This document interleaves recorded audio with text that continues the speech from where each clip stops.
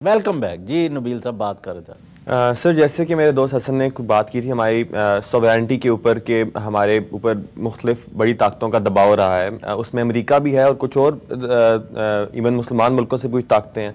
तो इसमें मैं फिर कहूँगा कि हमारी नेशनल आइडेंटिटी हमारे उस चीज़ का बहुत किरदार है कि हम खुद यहाँ बसने में लोग हम खुद क्या चाहते हैं, हमारी खुद डायरेक्शन क्या है। हम इस तरह नहीं कर सकते कि एक दौर में अगर कहीं और हमारे हमसाय मुल्क में जंग हो रही है तो हम अमेरिका से डिक्टेशन लेना शुरू कर दें, उसके बाद हमारे यहाँ पॉलिटिशियंस के आपस में मसले जो हैं वो जद्दा या सऊदी अरब जाके हल हों। मतलब ये सारी चीज़ें हमारी सॉवरेनिटी को अफेक्ट करती हैं और हमें इनके इदराक के लिए अपनी नेशनल पॉलिसी खुद बनानी पड़ेगी। हमें खुद डायरेक्शन अपनी आवाम को, अपने जो हमारे मुल्क का मेकअप है, हमारे मुल्क के बलोची रहते हैं, सिंधी रहते हैं, पंजाबी रहते हैं, पठान रहते हैं, आपके बल्तिस्तान के लोग रहते हैं, उन सारे लोगों को देख के अपनी नेशनल पॉलिसी बनाने की जरूरत है। ये नहीं कि हमें जो है वहाँ से अगर कोई हमारे इंटरेस्ट है उसके लिए हम, और इंटरेस्ट क्या सिर्फ पैसे का इंटरेस्ट है ना, या गोला बारूद और असले का इंटरेस्ट है और तो कोई इंटरेस्ट नहीं है। उसके रेजोल्यूशन के लिए नेशनल आइडेंटिटी और हमारी जो डायरेक्शन है उसको सेट करने की जरूरत पड़ेगी कि हम कहाँ पहुंचना चाहते हैं। अगर हम चाहते हैं कि जी हमने अपने आसपास के मुल्कों पे कब्जा करना है या अपने जो है कुछ इलाका जो हमें 50-60 साल पहले मिलना चाहिए था, अगर उसी का हसूल ही सबसे बड़ा मकसद है तो ऑफ कोर्स हम एक बड़ी ताकत से असला लेने के लिए उसकी गुलामी भी करेंगे। तो हमें उस चीज़ के अदराक के लिए अपनी नेशनल डायरेक्शन का दोबारा जो है एनालिसिस करना पड़ेगा, वरना हम इसी गज़ाब में फंसे रहेंगे। सर ये बिल्कुल सही बात है कि हमें अपने 4 सूबे जो हमारे हमसे वो संभलते नहीं। हम कश्मीर की बात करते हैं, उसके लिए फिर हम यहाँ पे एक जिहाद फोर्स तैयार करते हैं, हम असला लेते हैं, हम फॉरेन डिक्टेशन लेते हैं, और ये हमारा बहुत बड़ा मसला है। दूसरी चीज़ ये कि हमारे हर चीज़ ज़ायनिस्ट थेरी है यहाँ पे एक, और सीक्रेट वो हैं डोर्स हैं, और हर चीज़ हम उन पे डाल देते हैं अपनी खामियों को, या हमारी अपनी क्या रिक्वायरमेंट्स, नीड्स, हमारी अपनी पॉलिसीज़ किस तरह की होनी चाहिए, उन पे हमारा बिल्कुल फोकस नहीं है। और हम हर चीज़ हमारा, अनफॉर्चुनेटली मीडिया भी हमें कुछ इस तरह की चीज़ें, हमारे लीडर्स तो हमें इस तरह की डिक्टेशंस तो देते रहते हैं कि बस हर चीज़। मरियम वैसे कथा कलामी, कश्मीर जो इशू है, पाकिस्तान अब तो इंडिया भी मानता है कि यहाँ से कोई मुदाखलत नहीं हो रही, तो वहाँ क्या हो रहा है? इतनी उन्होंने 5 लाख के करीब वहाँ फ़ौज डाली हुई है, इतना जुल्म किया है, 50,000 बंदा उन्होंने मार दिया है, उसके बाद वो उसी तरह डटे हुए हैं। तो we are only extending political and moral support to the Kashmiri cause, we are not doing anything. Indians have perpetrated worst kind of atrocities against Kashmiris, और उसके बावजूद भी खुदा यानी वो अपने ईमान पर और अपनी वो जो उनकी जो सोच है, या हम पाकिस्तान के साथ मिलेंगे या इंडिपेंडेंट होंगे, ये उनका, इंडिया के साथ नहीं वो रहना चाहते। अब हमने तो कोई कब्जा नहीं किया वहाँ। सर दूसरी चीज़ ये कि ना कि जब तक आप अपने घर की आग नहीं बुझाओगे, एग्जैक्टली, तो आप बाहर की आग कैसे बुझा सकते हो? सर हमने अपने घर मरियम का पॉइंट ऑफ व्यू यही है कि जब तक आप अपने अंदर के मसले मसाइल की पॉलिसीज को सॉल्व नहीं करेंगे। क्या सर मेरा पॉइंट ऑफ व्यू ये है कि कश्मीरियों की लड़ाई फिलहाल लड़ने दी जाए, जब हम किसी काबिल हो जाएंगे, किसी दूसरे की मदद कर सकें तो तब सही है। अभी तो हमारे अपने सूबे हमारे हाथों से निकल रहे हैं। हमें सबको पता है कि बलूचिस्तान में किस किस्म के नारे लगते हैं या किस किस्म की वो इंडिपेंडेंस मूवमेंट चल रही है वहाँ पे। हमने अपने जो हमारे पास है हमारे अपने मसाइल हमने हल नहीं किए हुए, और हम किसी और चीज़ पे हमारी पूरी कंसंट्रेशन, हमारी फोर्सेस लग रही हैं। वहाँ प्रॉब्लम्स हैं क्योंकि वो परवेज़ मुशर्रफ ने गलत हरकत की, उनका नवाब अकबर भुट्टो का कत्ल कराया। अब मैं वहाँ जाता हूँ कोयटे में, तो वो पंजाबी उनके कत्ल हो रहे हैं, वहाँ से ये लाशें आ रही हैं, या कुछ पंजाबी छोड़ के जो कोयटा शहर है वहाँ हज़ारा एक ट्राइब होती है, वो उनकी पॉपुलेशन है, उनको मार रहे हैं, दोनों की टारगेट के लिए। मैंने कहा ये क्या हो रहा है? उन्होंने कहा जी ये आप वो परवेज़ मुशर्रफ वॉर है आपके। सर परवेज़ मुशर्रफ तो ठीक है, वो करके गए थे, इससे पहले हमारे सुन लेना, आपने बात शुरू की थी हाथ से निकले, खुदा न खासा कुछ हाथ से नहीं निकल रहा प्लीज़। तो वो वहाँ मैं, उन्होंने कहा जी उसको लाएं, उसका ट्रायल करें, उसको यहाँ लटकाएं, फिर ये बंद होगा, क्योंकि उनके ज़हन में आ गया कि ये हमारे साथ ज्यादती हुई है। सर ये हमें पता नहीं क्यों इस किस्म के यहाँ पे बैठ के होता है कि वो हाथ से नहीं निकल रहा, लेकिन जब हम वहाँ पे जाते हैं और उन लोगों से मिलते हैं। कहाँ गए आप? सर बलूचिस्तान। किस जगह? सर कोयटा। अच्छा, क्या हुआ वहाँ? सर वहाँ के लोगों से, खैर डिफरेंट लोगों से हम मिले थे, तो वहाँ पे इसी किस्म की थी, वहाँ वॉल चॉकिंग जिस किस्म की हुई है वो सबको नज़र आती है। कोयटे में तो सारा शहर जो है वो हज़ारा ट्राइब है, उनकी भी ज़िंदगी अजाब बनी, वो जो पंजाबी नहीं है बेचारे, उनके साथ भी जुल्म हो रहा है। मैं यही आपको बता रहा हूँ ना। सर ठीक है, लेकिन हमें सबको पता है, और हम परवेज़ मुशर्रफ ठीक है उन्होंने जो किया, लेकिन इसके अलावा हमारे डेमोक्रेटिक लीडर्स भी, काम है। क्यों उनके बंदों को कत्ल कराया आपने? लेकिन सर हमारे वहाँ पर डेमोक्रेटिक लीडरशिप ने भी इसी तरह की पहले की थी। परवेज़ मुशर्रफ ने तो खैर बहुत ही ठीक है लानती काम ही किया, लेकिन उससे पहले हमारी डेमोक्रेसी में भी और हमारी डेमोक्रेटिक लीडरशिप में भी इस तरह की वहाँ पे उन पे जी हसन वो साहब, है। सर ये तमाम बातें जो आज का टॉपिक आपने रखा हुआ है कि पाकिस्तान का बेसिक मसला क्या है, ये तमाम बातें उसी तरफ फिर ले जाती हैं कि हमारा जो बेसिक जो एक बुनियादी मसला है ना हमारा, वो है लैक ऑफ एजुकेशन।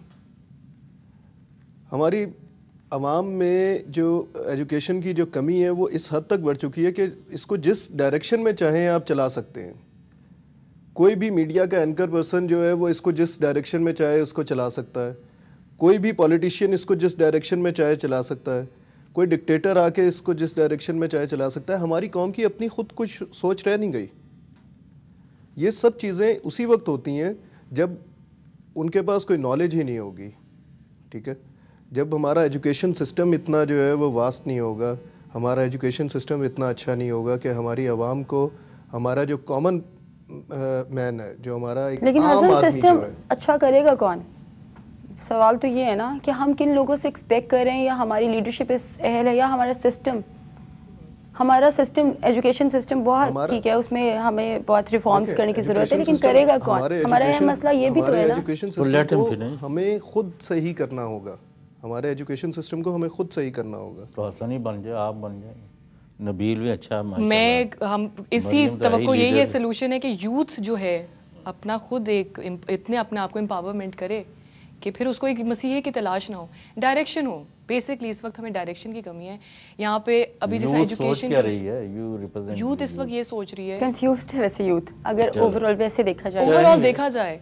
लेकिन अभी हम लोगों का जो सोल्यूशन जिस तरफ हम काम कर रहे हैं कि एक प्लेटफॉर्म दिया जाए जहाँ पे मुख्तलिफ लोग आके अपनी बात तो कह सकें। बेशक उससे केओस होगा, जैसे आपने भी पहले बात की कि वो तो अच्छी बात है कि डिफरेंट पॉइंट ऑफ व्यू आने चाहिए। डेमोक्रेसी का तो खूबसूरती यही होती है कि डिफरेंट पॉइंट ऑफ व्यू सामने आए, लेकिन as long as they are giving an output, अगर वो सिर्फ ड्राइंग रूम टॉक है या इस वक्त हम 4-5 अच्छी बातें करके यहाँ पे चले जाते हैं और प्रैक्टिकली कुछ उसका एक्शन नहीं लेते हैं, तो जैसे अभी हम ज़्यादा दूर क्यों जाए, रेमंड डेविस का केस था, क्या हुआ उसका? सर हम अभी तक बहुत माजरत के साथ फॉरेन डिक्टेशन के जो है ना, हमें है कि हमें ऊपर से जो ऑर्डर आएगा हम वो करें। हम लोग अभी तक अभी तक तो मैं साफ बात कर रहा हूँ कि फेडरल गवर्नमेंट हो लेड बाई गिलानी और सदारत जो है जरदारी, या Punjab government led by Shahbaz, उन्होंने वही किया है जो कायदे कानून में था या नेशनल इंटरेस्ट में था।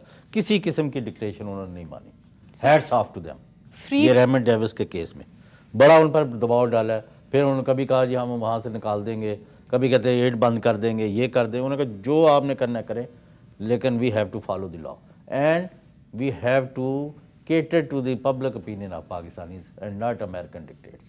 So far, कल क्या होगा अगर फिर कोई अदरवाइज हुआ तो फिर मारिया नकवी को बुलाएंगे कि जी वो आप ठीक कह रही थी जी। सर रेमंड डेविस पे शायद ना भी हो, क्योंकि अब काफ़ी हमारे लीडर्स भी, फिर शाह महमूद कुरैशी साहब का जो बयान था जो हमारे, तो वो भी खैर काफ़ी इस पे अहम है। लेकिन दूसरा ये कि हमें अवेयरनेस की वाकई ज़रूरत है सोवरेनिटी पे। सिर्फ रेमंड डेविस का इशू नहीं है, आफिया सिद्दीकी का खैर अब पीछे बैकग्राउंड में चला गया, लेकिन वो भी इसी से ही, वो भी सोवरेनिटी का ही इशू था।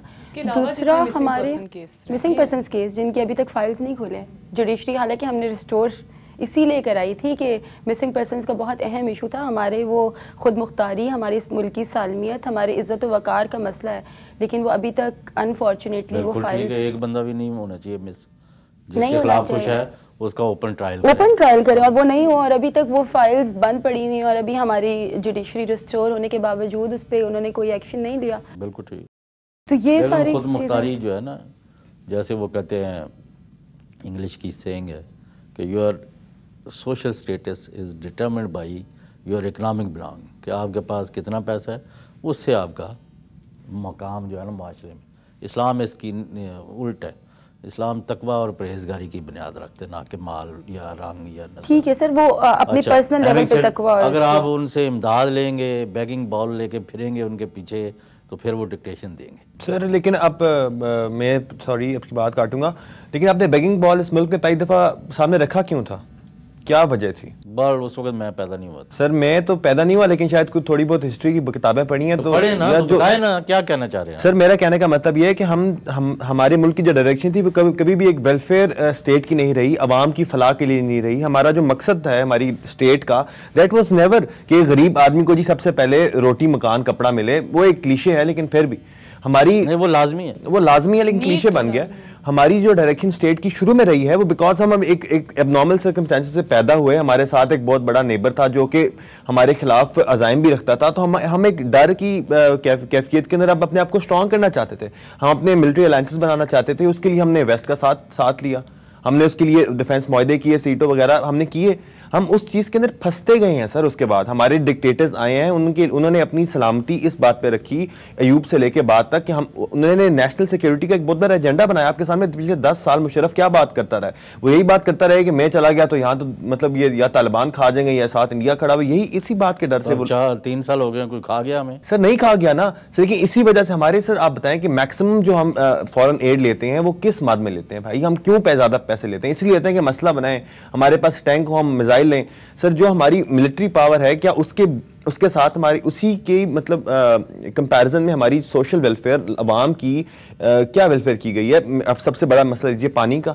हम एक मुल्क, हम दुनिया के अंदर पहले मतलब हम आखिरी कोई 10-15 मुल्कों के अंदर है जिनके अंदर सवेयर वाइटल। आपके ख्याल में क्या होना चाहिए जो नहीं कर रही हमारे सियासतदान? हमारी सियासतदान, हमारे मुल्क की इस्टेब्लिशमेंट अपना जो फोकस है वो अवाम के मसाइल, अपनी जो अवाम डिफरेंट जो हमारे मुल्कों यानी कि इलाकों में बसने वाले लोग हैं उनकी तरफ लाए, अपनी डायरेक्शन, अपनी तमाम रिसोर्सेज, अपनी तमाम एनर्जीज। अच्छा मारिया नकवी, ये आपसे हमने पूछना है कि फ़र्ज करें आपके ज़ुम्मे या हसन के या नबील के या मरियम के लग जाए कि जी आप मुल्क में क्या चाहते हैं, तो 1 2 3 करके आप बताएं कि ये क्या होना चाहिए और क्या नहीं होना चाहिए। यहीं से बात शुरू करेंगे आफ्टर शॉर्ट ब्रेक।